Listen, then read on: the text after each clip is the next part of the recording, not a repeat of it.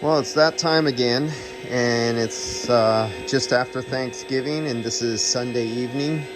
And since crazy Thanksgiving and all the family stuff, I didn't have time to dump all the containers out of my vehicle and empty out all the refrigerant that's left over just as vapor.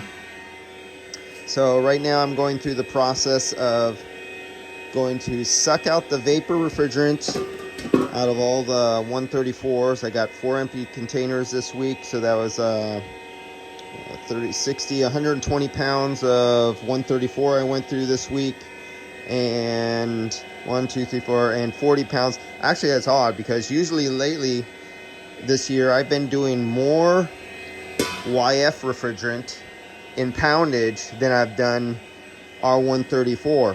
And this last week, it's like I got bombarded by old cars because I do a lot of new vehicles in body shops. And old R134 is starting to disappear because the cars are starting to total out and get old. Once they get a certain age, they stop repairing them because they get totaled out. And most of the cars I'm doing now are all new cars, so I do all YF now. And this last week, I did more 134 than I did YF. And I just finished off one bottle of R410. No R22 or 408 or 407 or any of the other ones. So I'm about to start this, empty them out. And as you can see from the blue stripe, this is my 134 container. And then when it comes time to empty out the YF, I have my container that's full, actually, and now it's going to be a little bit over full because each one of these have there's about 3 or 4 ounces of vapor inside here when you pull them down. So there's still a bit of refrigerant inside there, and I know this is going to be over full. But I'm in San Francisco and it's winter time, and the ambient temperature right now we're getting about 58 degrees. It's nighttime, and then I'm going to take this over to my other shop where I do all my recycling, and this is going to go on the recycler tomorrow morning.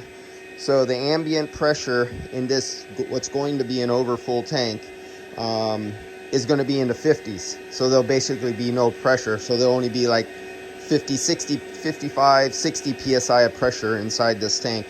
And the volume level won't be all the way to the top, so I won't hydrostatic, and it won't expand because it'll never get into any summer heat or nothing like that.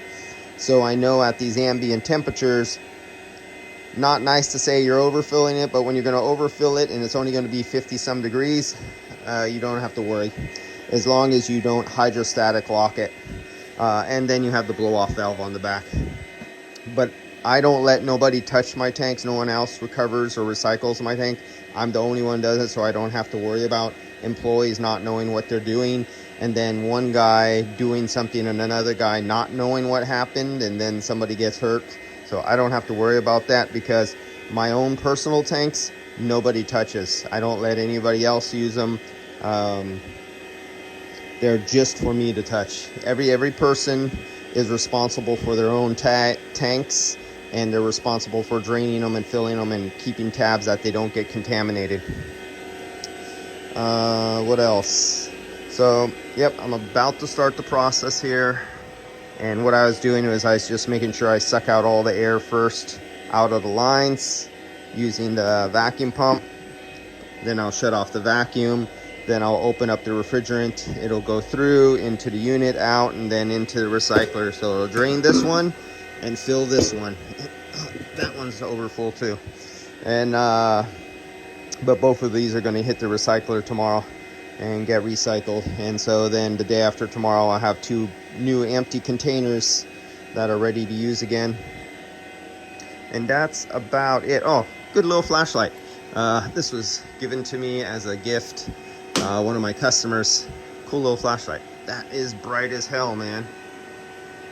And I seen these things on eBay. And so, yeah, that was, he gave me that, and he gave me 2 crescent wrenches, and what was really cool, and just this little doohickey right here, shit, that's 90 bucks. I saved him out of a jam. He had an AC that went down on him, and I didn't have time to do it, and but I went out there and did it at night and at extra time, overtime, to get him back up and running. And even after everything, he gave me this and gave me some crescents, which was really cool. All right, guys, I will see you later. And oh, another thing, really cool. Let me see if I have enough light to show you guys. Oh, damn it, I can't show you. All right, right here, this item right here, this is an iPad holder. It holds iPads, and it's really hard to open with your fingers, but I use it for my phone, and my phone is in my hand. Do I have one of my other phones here? No, I don't. But my phone that I'm using, videoing with right now, is so big and heavy because it has a cast metal frame guard all the way around it, and it's really heavy and really bulky. It's the iPhone 13 Pro Max. It won't fit in a normal iPhone charging holder like this, and it's so heavy it just bends down.